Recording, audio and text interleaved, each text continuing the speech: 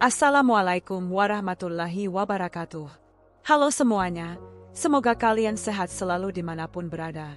Malam ini, saya akan bawa kalian masuk ke sebuah kisah yang bikin merinding sekaligus terharu.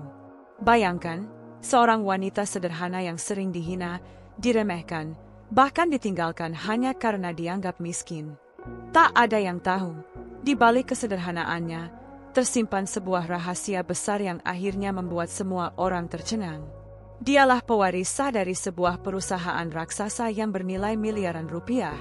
Dan pada malam penuh cahaya itu, semua orang yang pernah merendahkannya hanya bisa terdiam, menyesal, bahkan tak percaya dengan kenyataan. Malam itu, lampu jalanan menyala dengan temaram, menerangi langkah seorang wanita muda bernama Alia, usia 25 tahun. Pakaian yang ia kenakan sederhana, blus putih yang sudah agak kusam dan celana jeans biru yang mulai pudar warnanya. Ia baru saja pulang dari pekerjaannya sebagai kasir di sebuah toko kecil, membawa rasa lelah yang begitu nyata. Namun, rasa lelah itu bukan hanya dari tubuhnya, melainkan dari hatinya yang selama bertahun-tahun penuh dengan luka. Alia pernah mencintai seseorang dengan tulus. Lelaki itu bernama Reza, pria tampan dengan ambisi yang besar.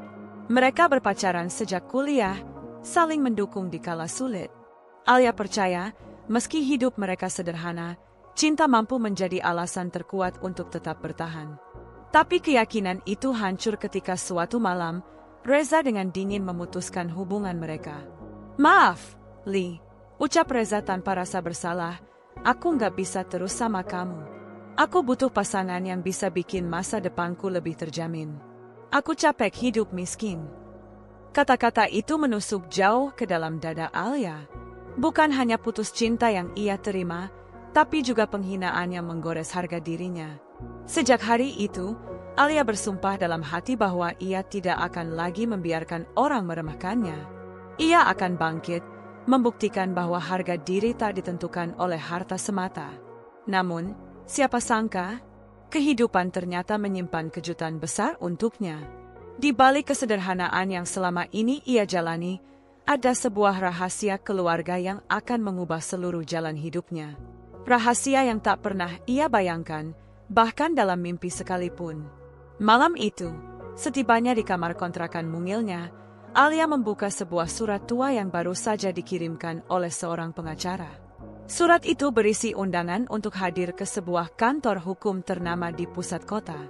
Dengan rasa heran, ia membaca berulang-ulang. Saudari Alia Putri diminta hadir untuk membicarakan warisan keluarga. Tangannya bergetar. Warisan? Keluarga? Bagaimana mungkin? Sejak kecil, Alia hanya mengenal ibunya yang bekerja keras sebagai penjahit. Ayahnya meninggal ketika ia masih balita. Tidak ada cerita tentang harta atau perusahaan besar. Tapi surat itu resmi, dengan cap hukum yang jelas. Di dalam hatinya, muncul rasa takut bercampur penasaran. Apakah ini sebuah kesalahan? Atau sebuah takdir yang sudah lama menunggu saatnya tiba? Alia menatap langit malam dari jendela kecil kontrakannya. Bintang-bintang berkelip, seakan memberikan jawaban bahwa hidupnya sedang bersiap menuju babak baru. Sebuah perjalanan yang tak hanya akan mengubah dirinya, tetapi juga mengguncang orang-orang yang pernah merendahkannya. Gedung kaca itu menjulang seperti cermin raksasa yang memantulkan seluruh kota. Pagi ini, langit biru tegas, seolah sengaja menyingkirkan awan agar Alia melihat dengan jelas. Inilah alamat pada surat itu. Kantor Hukum Wiratmaja Rekan. Pintu putar berputar pelan, menyerap langkah-langkah pebisnis berjas tebal dan sekretaris yang terburu-buru dengan tablet di tangan. Alia berdiri sejenak di trotoar, menatap bayangannya sendiri di fasad gedung, blus putih yang sudah disetrika rapi, rambut disanggul sederhana, tas kecil yang paling rapi dari semua miliknya. Ia mengecap bibir, menenangkan napas. Masuk, gumamnya pada diri sendiri.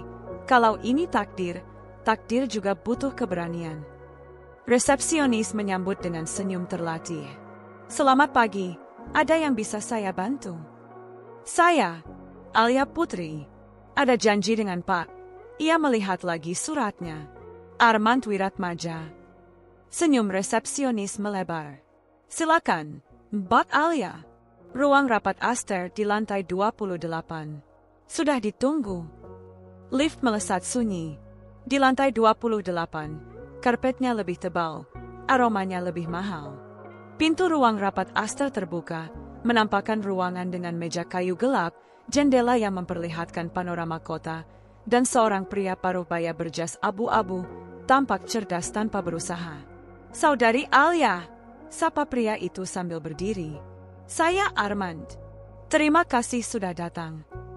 Tatapannya hangat, namun tajam, seperti orang yang terbiasa memilah benar salah hanya dari napas lawan bicara. Alia duduk. Tangannya ia satukan di pangkuan. "Terima kasih sudah mengundang saya, Pak. Tapi, saya masih tidak mengerti. Warisan? Keluarga? Ibu saya tidak pernah bercerita." Armand membuka map hitam berlogo perusahaan yang asing di telinga Alia, Maharani Group. Beberapa lembar foto lama dan dokumen resmi tersusun rapi. Di salah satu foto, seorang gadis muda berjilbab sederhana, tersenyum malu di depan kampus, berdiri di samping seorang pria berkemeja putih yang menatapnya lembut. Alia membeku. Gadis itu bukan dirinya, tetapi mirip. Terlalu mirip. "Ini Nadia Maharani," kata Armand pelan. "Nama kecil ibumu." "Ia putri dari Bramantio Maharani, pendiri Maharani Group." Waktu seakan mengambil langkah mundur. Nama itu terasa asing dan karib sekaligus. Ibu, yang ia kenal dengan nama Nadira, selalu menutup rapat masa lalu. Alia tumbuh dalam rumah sewa kecil, dengan mesin jahit tua sebagai musik harian. Tak pernah ada cerita tentang gedung tinggi, rapat pemegang saham, atau saham lintas benua. "Ibumu memilih pergi dari keluarga besar saat usianya 22 demi menikahi ayahmu, laki-laki sederhana yang ia cintai. Keputusan itu tidak disetujui keluarga," lanjut Armand. "Belasan tahun tak ada komunikasi. Tetapi orang tuanya, kakek dan nenekmu, tidak pernah berhenti mengamati dari jauh. Mereka menunggu waktu yang tepat untuk memperbaiki semua." Suara Armand merendah, membawa kabar yang lain. "Kakekmu wafat 2 tahun lalu. Nenekmu menyusul setahun kemudian. Mereka meninggalkan surat wasiat yang menyebutkan 2 hal. Pertama, Maharani Group tidak boleh jatuh ke tangan yang melupakan nilai keadilan. Kedua, garis keturunan Nadia diberi kesempatan pertama untuk memimpin jika sanggup. Itulah mengapa kamu ada di sini." Alia menggeleng pelan, bukan menolak, hanya berusaha menutup pintu angin besar yang tiba-tiba menerpa hidupnya. "Kalau ibu saya yang disebut, kenapa bukan beliau yang dipanggil?" "Beliau sadar selama ini menutup pintu," jawab Armand. "Dan beliau juga yang meminta agar kesempatan ini ditawarkan padamu bila kamu mau. Ibumu ingin menebus masa lalu dengan kejujuran, memberi pilihan, bukan perintah. Ia takut memaksa. Ia tahu luka ditinggalkan ayahmu masih ada di hatimu. Membawa kamu ke dunia yang keras ini tanpa persiapan adalah ketakutan terbesarnya." Alia menelan ludah. Di satu sisi, ia ingin marah pada rahasia yang disimpan ibunya begitu lama. Di sisi lain, ada getar halus yang tak bisa disangkal. Ini menjelaskan segalanya. Cara ibu memandangnya saat ia hampir putus kuliah, diam-diam menitip uang ke tetangga untuk biaya buku ketika pesanan jahitan sepi. Napas panjang ibu setiap malam seolah memanggul masa lalu. "Apa maksud kesempatan pertama itu?" tanya Alia akhirnya. Armand menaruh dokumen lain. "Sesuai wasiat, sebelum penetapan definitif, pewaris harus menjalani masa penilaian 3 bulan di perusahaan induk, lalu memimpin satu anak usaha melalui krisis nyata dengan tolak ukur kinerja, kesehatan keuangan, perbaikan budaya kerja, dan dampak sosial. Jika lulus, Dewan akan merekomendasikan penetapan. Jika tidak, hak berpindah ke kandidat berikutnya dari keluarga besar." "Keluarga besar?" Alia mengulang. Armand mengangguk. Maharani Group tak berdiri tanpa percabangan. Ada paman, bibi, sepupu. Beberapa di antaranya sudah lama bersiap mengambil alih. Dian, adik mendiang kakekmu, adalah yang paling vokal. Beliau cerdas, ambisius, tetapi tidak sejalan dengan nilai yang dipegang pendiri. Nama itu, Dian, masuk ke dalam catatan Alia tanpa wajah tetapi dengan bayangan tajam. Armand menutup map. Saya bukan keluarga. Saya dulu pengacara pribadi pendiri dan kini dipercaya sebagai wali amanah wasiat. Tugas saya memastikan prosesnya adil, bukan mudah, tetapi adil. Sunyi melarut sejenak. Di luar, kota berjalan sebagaimana biasa, penjual kopi mendorong gerobak, klakson berwarna-warna. Di dalam, sebuah hidup lama menutup bukunya, yang baru menunggu ditandatangani. Kalau saya menolak, suara Alia lirih, jujur. Tak ada yang memaksa. Kamu bisa kembali ke hidupmu sekarang. Wasiat akan beralih ke kandidat berikutnya. Dan hidup akan terus berjalan, seperti biasa. Armand menatapnya mantap. Tetapi izinkan saya bertanya, berapa lama lagi kamu ingin membiarkan orang lain mendefinisikanmu miskin? Kalimat itu menghantam tempat paling dalam. Wajah Reza, dengan tatapan dinginnya, melintas. Aku capek hidup miskin. Alia mengangkat kepala. Kalau saya terima, apa langkah pertama? Armand tampak lega, bukan karena menang, tetapi karena kejujuran akhirnya menemukan keberanian. Langkah pertama adalah bertemu ibumu malam ini. Ada hal-hal yang hanya bisa disampaikan oleh seorang ibu. Lalu besok pagi, kamu akan ke Maharani Tower.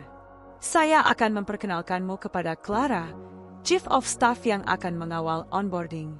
Kamu akan melihat langsung satuan usaha yang sedang terancam kolaps. Disitulah medan ujimu. Senja merunduk ketika Alia mengetuk pintu rumah kontrakan yang berbeda, rumah ibunya sendiri.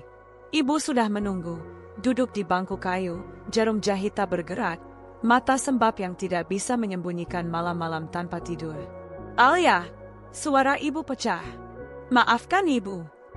Alia mendekat, duduk di lantai, bersandar pada lutut ibunya seperti dulu ketika kecil. Ibu, kenapa? Semua ini baru sekarang. Ibu mengusap rambutnya. Ibu pengecut, nak. Ibu takut kalau ibu bercerita, kamu akan membenciku karena menyembunyikan kebenaran. Ibu meninggalkan keluarga karena cinta, tapi keluarga tidak hanya soal cinta. Ada amanah, ada nama baik, ada orang-orang yang menggantungkan hidup. Kakekmu keras, tapi hatinya lunak. Beliau ingin memperbaiki, tapi ibu terlalu terluka untuk kembali. Saat kamu besar, ibu ingin kamu bebas memilih. Tidak dibentuk oleh gengsi, tidak dipaksa oleh darah. Kakek, nenek, mereka mengawasiku, tanya Alia pelan. Iya, ibu tersenyum kecil, pahit dan hangat sekaligus. Mereka bangga melihatmu memilih jujur ketimbang cepat kaya. Mereka ingin, bila kau masuk ke sana, kau membawa nurani, bukan sekadar jabatan. Alia menatap mata ibunya lama-lama. Bu, apakah ini berarti kita harus kembali ke keluarga besar? Tidak, nak, jawab ibu, mantap. Ini berarti kamu harus kembali ke dirimu yang penuh harga diri. Keluarga besar hanya panggung. Apa yang kau bawa ke panggung itulah yang penting. Sunyi itu hangat. Alia memeluk ibunya. Ia tak lagi merasa kecil, ia merasa relevan. Sebelum Alia pamit, ibunya memberikan sesuatu, cincin perak tipis dengan batu kecil di tengah. Ini cincin yang kakekmu hadiahkan ketika ibu lulus kuliah. Ia bilang, kejujuran itu cincin yang tidak boleh lepas. Pakai kalau kamu siap. Alia menatap cincin itu. Tidak mewah, tetapi beratnya terasa seperti janji. Pagi berikutnya, Maharani Tower menyambut dengan lobi meliuk seperti galeri. Logo singa betina memayungi resepsionis. Di sisi kiri, deretan plakat CSR, di kanan, timeline perusahaan sejak era awal.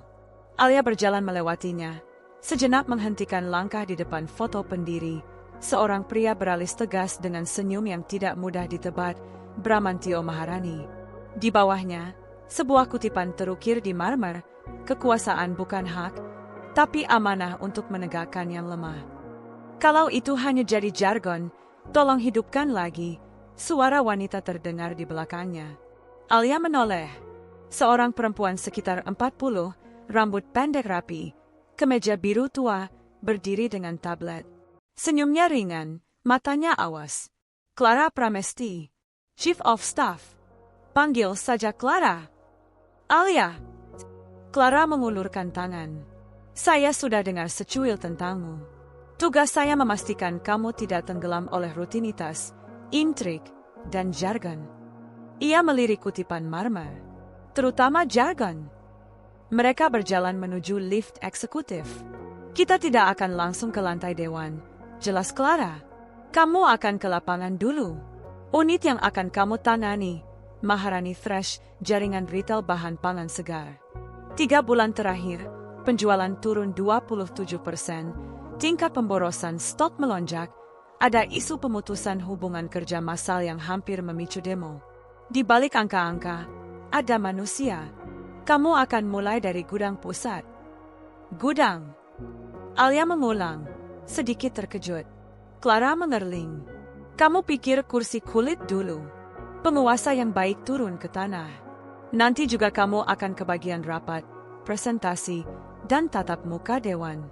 Tapi kalau tak mengerti kenapa sayur layu dirat, kamu akan tersesat ketika melihat laporan arus kas. Lift terbuka di lantai yang menguar aroma kardus baru dan pendingin udara. Gudang pusat rapi, tetapi tegang. Seorang pria berkepala plontos menyambut tergopoh-gopoh. Bu Clara, selamat datang. Ini, Mbah? Alia, jawab Clara ringan. Ia tim khusus. Manajer gudang memperlihatkan sistem pencatatan stok yang setengah digital setengah manual, pendingin yang sering ngadat, jalur distribusi yang berputar tak efisien karena ego beberapa pemasok besar. Alia mencatat cepat. Ia tidak paham semua istilah, tetapi ia paham wajah-wajah lelah para pekerja yang memindahkan peti tanpa senyum, wajah yang tak jauh dari wajah rekan-rekan kasir di toko kecilnya dulu. Seorang ibu pekerja, Maya, berbisik ketika Alia lewat. Mbak, katanya mau ada pengurangan orang, ya? Kami takut. Mata Maya memantulkan kecemasan yang sederhana dan telanjang. Alia menatapnya. Saya belum tahu, Bu. Tapi saya akan cari tahu. Dan saya janji tidak akan bicara manis kalau kenyataannya pahit. Yang bisa saya janjikan sekarang, saya akan mendengar. Di sudut gudang, tumpukan sayur layu menunggu nasib, dibuang atau didonasikan. Alia jongkok, meraba daun yang masih bisa diselamatkan. Ini berapa yang masih layak konsumsi? Lumayan, Bak, jawab seorang pemuda. Tapi prosedurnya ribet, sering keburu busuk. Alia mengangguk. Catatan pertama, alur donasi lambat. Catatan kedua, pendingin fluktuatif. Catatan ketiga, kesepakatan pemasok timpang. Pemasok besar dapat prioritas, petani kecil tersingkir. Clara memperhatikan cara Alia menyentuh persoalan tanpa panik. Kamu terbiasa di lapangan. Ya, saya kasir. Dulu. Alia tersenyum tipis. Yang diajarkan rak sayur. Kalau menyusun yang segar di belakang, orang akan ambil yang depan dan belakang keburu layu. Kita butuh rotasi dan label umur yang jelas. Gudang mungkin butuh sistem FIFO yang disiplin, bukan campur aduk. Clara mengangguk cepat. Kita tulis, audit FIFO, sop donasi dipersingkat, evaluasi kontrak pemasok, perbaikan cold chain. Pukul 11, telepon Clara bergetar. Armand. Ia mengangkat. Ya, Armand. Mengerti. Kami ke lantai dewan. Mereka kembali ke lift. Kali ini naik lebih tinggi, ke lantai berkarpet sunyi. Ruang rapat dewan menampilkan panorama kota dalam bingkai kaca. Di dalam, beberapa orang sudah duduk, pria berperut buncit dengan cincin besar, perempuan bergaun krem dengan senyum yang menghitung, dan seorang sekretaris yang menyiapkan proyektor. Saudari Alia Putri. Perempuan bergaun krem berdiri. Saya Dian Maharani. Alia menepuk batinnya. Ini nama yang disebut Armand. Dian melangkah maju, memindai Alia dari ujung rambut ke ujung kaki. Senyumnya manis, matanya dingin. Saya turut senang atas keberanianmu datang. Dunia bisnis tidak menoleransi sentimental. Kita berurusan dengan angka, bukan dongeng. Armand duduk di ujung meja. Wajahnya netral, seolah teater yang akan segera dimulai. Terima kasih, Bu Dian. Hari ini kita hanya perkenalan. Sesuai wasiat, Alia akan menjalani masa penilaian 3 bulan di Maharani Fresh. Targetnya akan saya sampaikan tertulis, disetujui Dewan, dan dipantau mingguan. Ada keberatan? Dian menyandarkan punggung. Tidak, asal jelas, evaluasi kita objektif. Tidak karena nama keluarga, tidak karena kisah masa lalu. Saya minta tolak ukur tegas, penurunan pemborosan stok minimal 15%, kenaikan penjualan like for like 8%, penundaan PHK massal dengan opsi reskilling, dan skema kemitraan petani kecil. 3 bulan. Kalau gagal, kita semua sepakat, hak berpindah. Alia menatap angka-angka itu. Ambisius, tetapi logis. Ia menoleh ke Clara. Clara mengangguk tipis. Bisa kalau bekerja benar. Baik, kata Alia. Suaranya tidak bergetar. Saya setuju. Dian menautkan jari. Senyumnya makin rapi. Satu hal lagi. Dunia akan menilai kamu bukan dari janji, tapi dari wajah di sampul berita. Besok malam, ada gala filantropi. Datanglah sebagai keluarga. Kita lihat apakah kamu mengerti cara berjalan di ruangan yang dipenuhi serigala. Alia menatapnya balik. Tak mundur. Kalau serigala lapar, saya akan bawa roti. Kalau mereka tetap menggigit, saya akan belajar menjahit luka.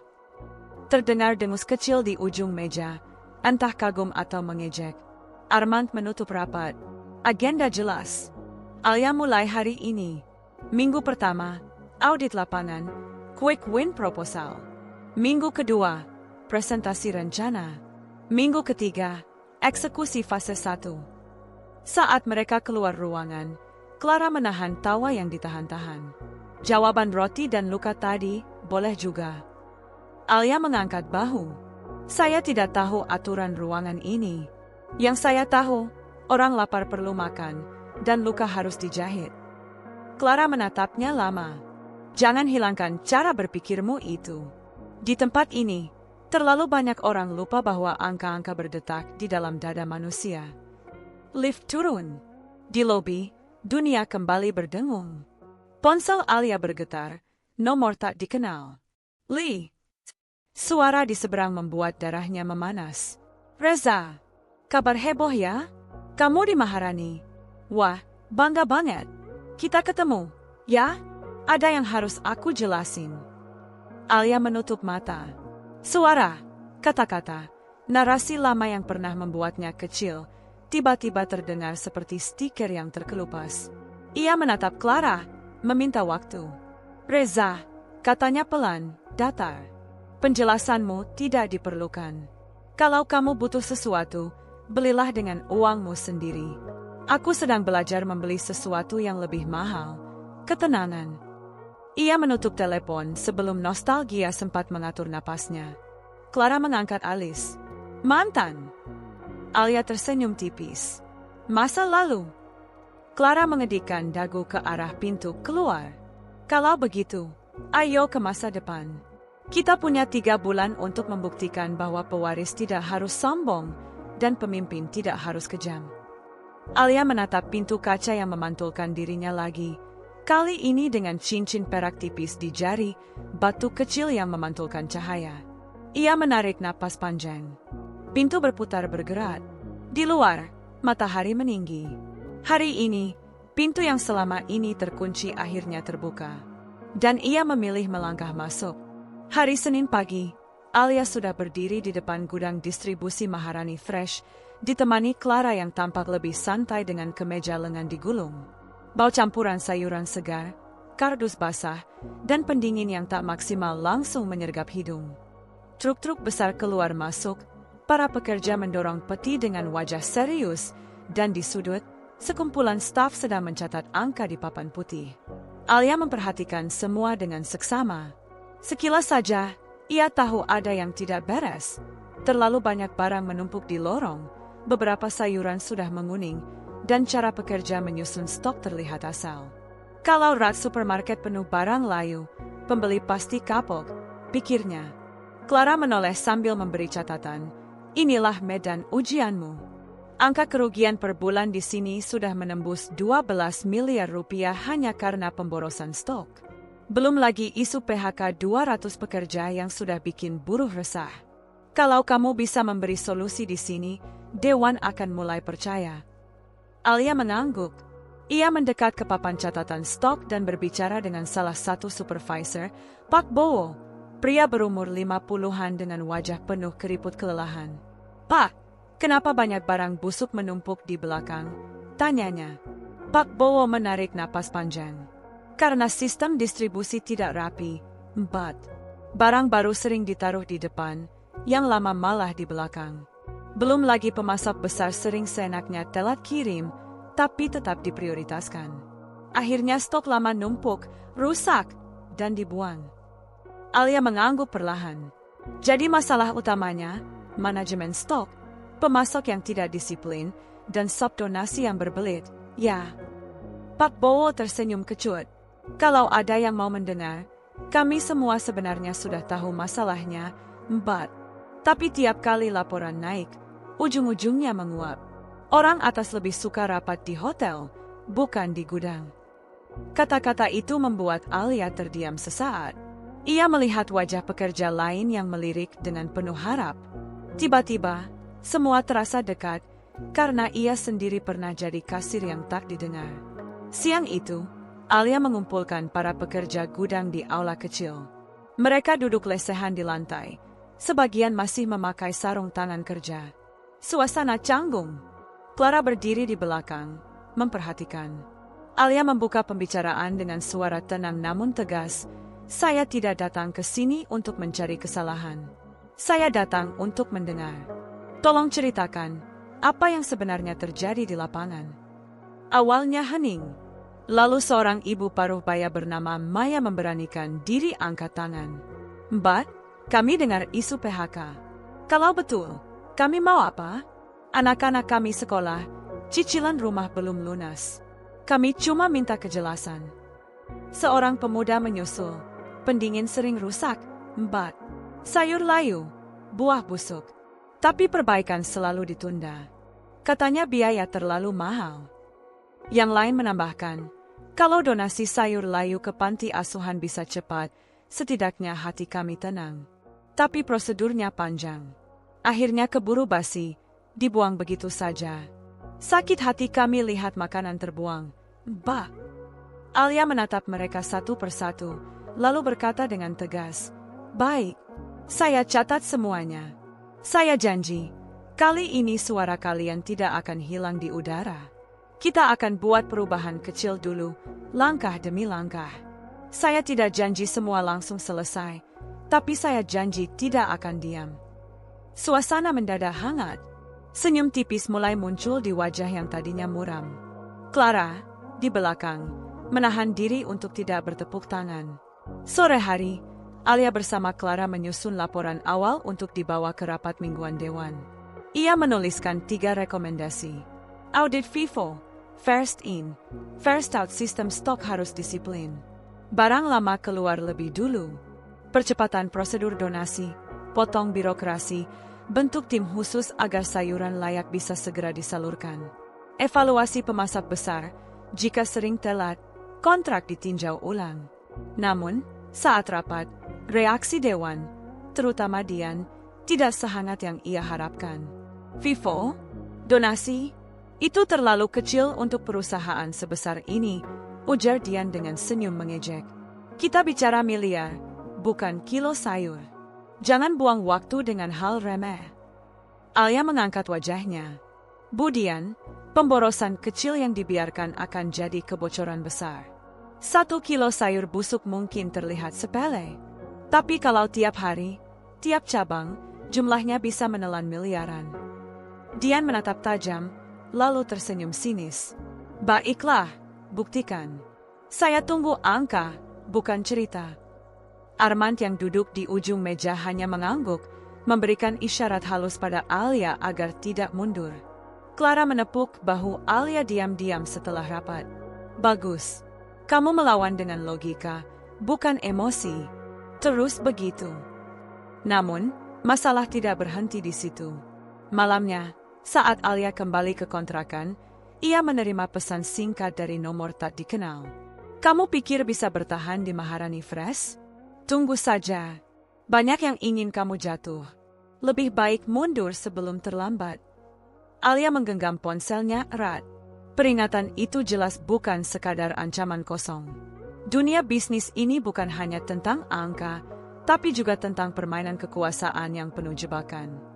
Ia menarik napas panjang, menatap cincin perak di jarinya. Kata ibunya terngiang, kejujuran itu cincin yang tidak boleh lepas. Alia tersenyum kecil meski gugup. Kalau ini perang, aku akan masuk dengan kepala tegak. Karena aku tidak sendiri. Aku punya nurani, dan aku punya orang-orang yang butuh didengar. Di luar, kota masih ramai. Tapi di hati Alia, badai sedang mulai terbentuk. Lampu kristal berkilau di langit-langit ballroom Hotel Bintang 5. Musik gesek biola mengalun lembut, bercampur dengan gelak tawa para tamu undangan yang sibuk dengan segelas champagne di tangan. Di panggung, logo besar Maharani Group Charity Gala terpampang mewah. Malam itu, bukan sekadar pesta amal. Ini ajang pamer kekuatan, reputasi, sekaligus arena politik bisnis yang sering disebut orang-orang dalam sebagai ruang serigala.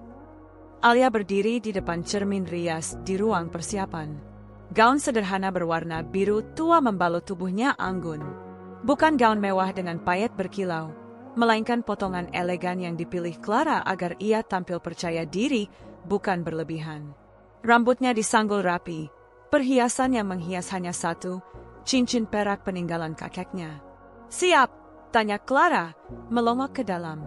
Ia sendiri tampak menawan dengan setelan jas wanita modern. Alia menghela napas panjang. "Sejujurnya, tidak. Tapi kalau aku tidak melangkah sekarang, aku akan menyesal selamanya." Clara tersenyum tipis. "Ingat, mereka akan menilai dari caramu berjalan, tersenyum, dan berbicara. Anggap saja ini seperti memasuki kandang serigala, jangan menunjukkan ketakutan." Begitu Alia masuk ke ballroom, banyak kepala serentak menoleh. Bisik-bisik langsung terdengar. "Itu dia cucu Nadia." "Ah, jadi benar kabar itu. Mirip ibunya waktu muda." Dian, yang malam itu tampil glamor dengan gaun emas berkilau, menghampiri Alia dengan senyum penuh simbol. "Akhirnya datang juga. Bagus, biar semua orang bisa melihatmu. Ingat, Alia, di sini senyum bisa lebih tajam dari pisau." Alia membalas dengan senyum tenang. "Kalau pisau bisa melukai, senyum juga bisa menyembuhkan. Saya akan memilih yang kedua." Dian menahan sejenak, lalu tertawa kecil, pura-pura terkesan. Namun matanya jelas menyimpan ancaman. Di sudut ruangan, Alia tak sengaja bertemu dengan seseorang yang membuat langkahnya hampir terhenti. Reza, mantan kekasihnya, kini berdiri dengan jas hitam rapi, ditemani seorang wanita bergaun merah menyala yang tampak jauh lebih dewasa dan percaya diri. Rupanya, Reza berhasil menyusup ke lingkaran bisnis ini, entah dengan cara apa. "Lee," Reza mendekat dengan wajah penuh senyum basa-basi. "Aku tidak menyangka kamu benar-benar ada di sini. Kamu terlihat luar biasa." Alia menatapnya sebentar, lalu menjawab datar, "Aku juga tidak menyangka kamu berani menatapku setelah semua yang kamu ucapkan dulu." Wanita di sebelah Reza menatap Alia dari ujung kepala hingga kaki dengan sinis.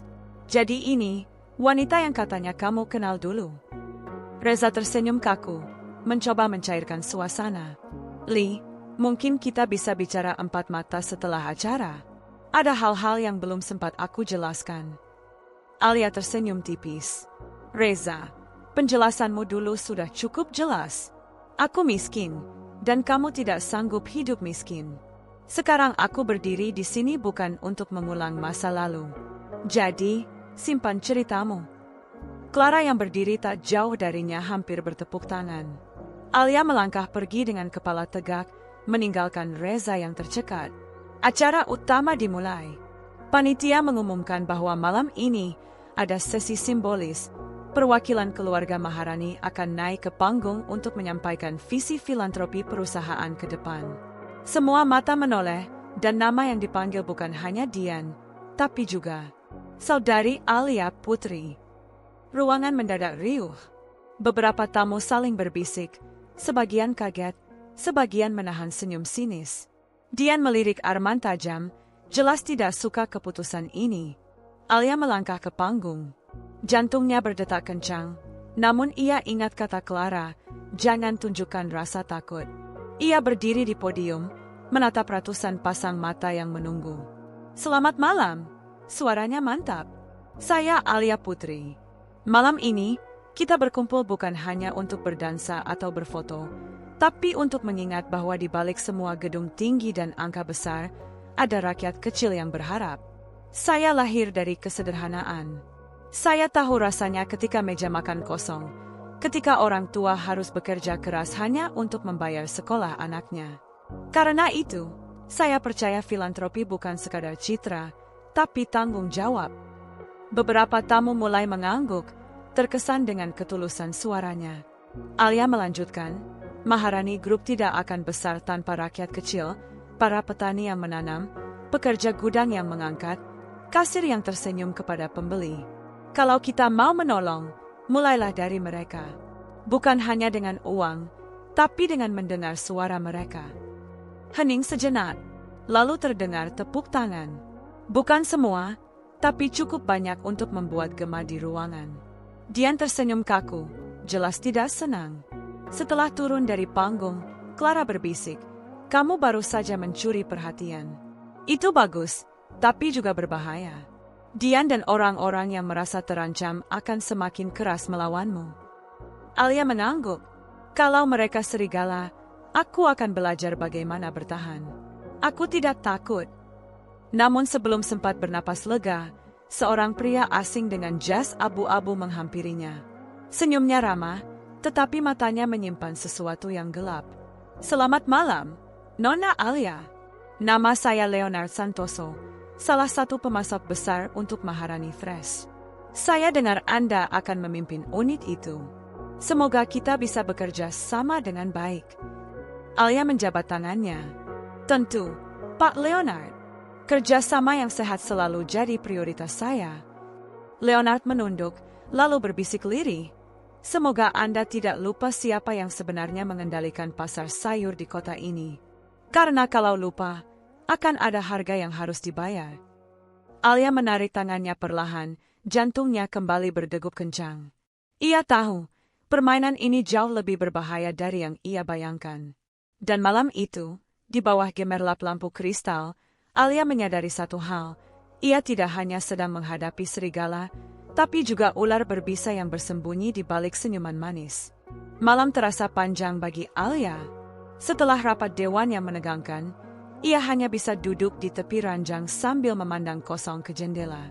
Lampu kota berkelip dari kejauhan, seolah mengejek kesepiannya. Namun ia tahu, tidak ada jalan kembali. Ia sudah berjanji pada dirinya sendiri dan seluruh pekerja yang menggantungkan nasib. Pagi berikutnya, Alia kembali ke gudang pusat dengan langkah lebih tegas. Clara sudah menunggunya dengan tumpukan berkas. Kita butuh strategi cepat.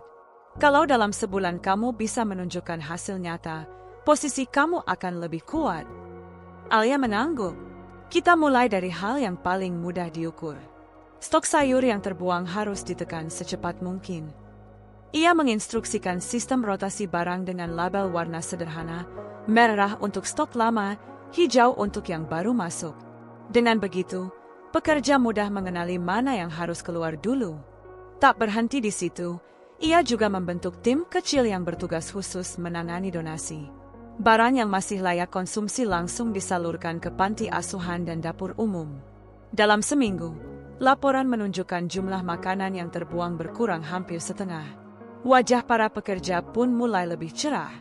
Namun keberhasilan kecil itu tidak luput dari sorotan. Leonard, pemasok besar yang merasa terancam, mulai memperketat pasokan. Ia sengaja menunda pengiriman untuk membuat rak kosong di supermarket cabang utama. Tujuannya jelas, menunjukkan bahwa tanpa dirinya, Maharani Fresh lumpuh. Alia segera bergerak. Ia meminta Clara mengatur pertemuan dengan para pemasok kecil, para petani lokal yang selama ini terpinggirkan. Di sebuah aula sederhana, Alia berdiri di hadapan mereka. Saya tahu kalian sering dirugikan. Barang kalian dipotong harganya, atau bahkan tidak diterima. Tapi saya ingin mengubah itu. Kalau kalian bisa konsisten, saya akan pastikan ada tempat untuk produk kalian di rak-rak Maharani Fresh. Seorang petani paruh baya menatap ragu. Tapi Nona, kami tidak punya jaringan distribusi sekuat Leonard. Bagaimana kalau barang kami telat? Alia tersenyum. Saya pernah di posisi kalian, dihina karena miskin, diremehkan karena tidak punya nama besar. Tapi saya tahu satu hal, kerja keras dan kejujuran bisa lebih kuat daripada koneksi. Kita akan buat sistem baru. Truk kecil milik perusahaan akan langsung menjemput hasil panen dari lahan kalian. Kalian hanya perlu fokus menanam dengan baik. Suasana aula berubah. Mata para petani bersinar, seakan mendapat harapan baru. Clara berbisik, kamu baru saja menyalakan api perubahan. Kalau ini berhasil, ketergantungan pada Leonard akan berkurang. Hari-hari berikutnya penuh kerja keras. Alia ikut turun langsung ke gudang, memantau distribusi, bahkan ikut mengangkat peti agar pekerja merasa ia bukan sekadar atasan yang memberi perintah. Ia juga mendatangi cabang-cabang retail, berbicara langsung dengan kasir dan pembeli. Perlahan, ia mulai melihat hasil. Stok lebih segar, rak lebih tertata, dan angka penjualan menunjukkan peningkatan tipis tapi nyata. Namun semakin terang cahaya Alia, semakin gelap pula bayangan yang mengintainya. Suatu malam, ketika ia baru pulang dari gudang, ia mendapati pintu kontrakannya terbuka sedikit. Dengan hati-hati ia masuk. Tidak ada yang hilang, tapi meja kerjanya berantakan, dan di tengahnya tergeletak sebuah pisau dapur menancap pada secari kertas. Tulisan di kertas itu membuat darahnya membeku. Berhenti sekarang, atau nyawa yang jadi taruhannya. Alia menggenggam kertas itu, tangannya bergetar. Namun di matanya, api justru semakin menyala. Ia tahu, ancaman ini bukan lagi sekadar soal bisnis. Ini sudah soal keberanian untuk melawan ketidakadilan. Ketika Clara datang menemuinya malam itu, Alia hanya berkata pelan, mereka kira aku akan takut. Mereka salah. Aku akan tetap berdiri. Kalau mereka ingin perang, maka aku akan melawannya dengan cara yang paling bersih, membuktikan bahwa kejujuran masih bisa menang. Clara menatapnya lama, lalu tersenyum bangga. Kamu berbeda dari semua orang yang pernah saya dampingi, dan itu justru kekuatanmu. Di luar, hujan mulai turun deras. Tapi bagi Alia, hujan malam itu bukan pertanda suram, melainkan penyucian. Seolah alam memberi isyarat, badai boleh datang, tapi ia siap berdiri di tengahnya. Pagi itu, langit Jakarta tampak kelabu, seolah ikut merasakan ketegangan yang menggantung di udara. Alia berdiri di depan kaca besar ruang rapat dewan, mengenakan setelan sederhana berwarna abu-abu. Hari ini, ia harus mempresentasikan hasil kerjanya selama sebulan. Sebulan penuh-penuh ancaman, sabotase, dan pengkhianatan, tapi juga sebulan yang membuktikan bahwa perubahan bisa nyata jika ada keberanian.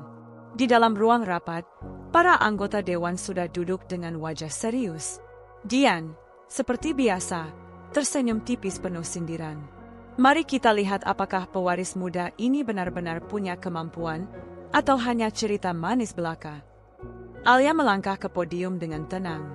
Ia menyalakan layar proyektor, menampilkan grafik pertama.